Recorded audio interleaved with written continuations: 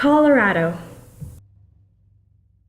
known for our Rocky Mountains, Eastern Plains, Denver skyline, and Supreme Court cases? Recently, the Supreme Court has heard the case of Masterpiece Cake Shop versus the Colorado Civil Rights Commission.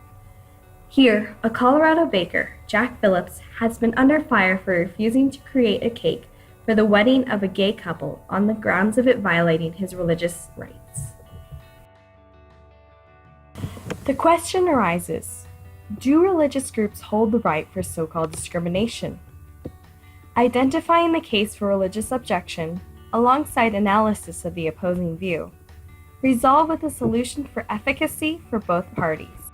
Legally, the First Amendment and RFRA laws give protection to these religious groups to freely demonstrate their conscience.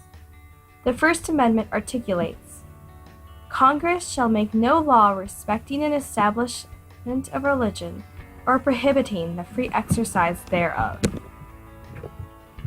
Throughout history, religious groups have been protected under this clause to freely object to governmental actions, such as filing to be a conscientious objector to war.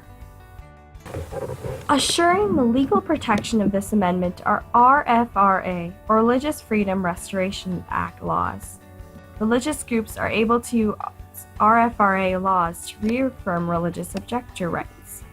At least 19 states and local governments have enacted such laws in conjunction to the 1993 federal law signed by President Bill Clinton.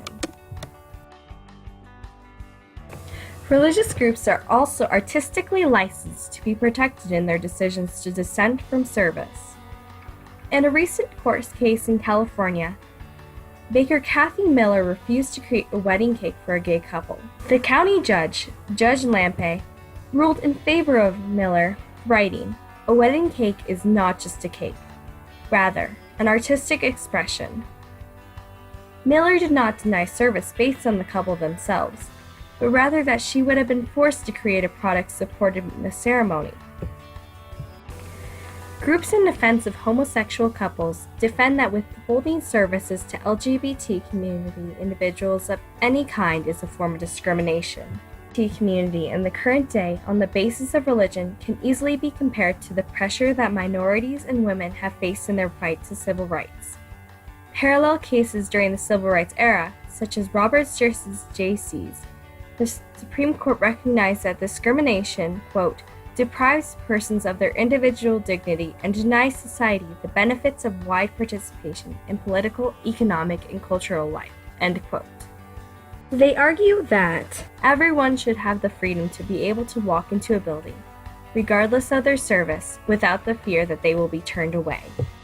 The ongoing altercation between religious groups and marriage activists raised the question, should businesses be able to decline services based on their religious beliefs?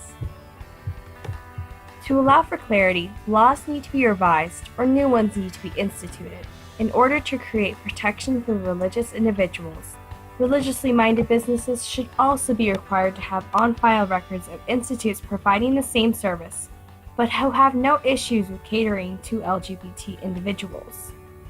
This compromise would then be able to recognize the LGBTQ desire to have a service performed, along with relieving religious individuals from violating their conscience.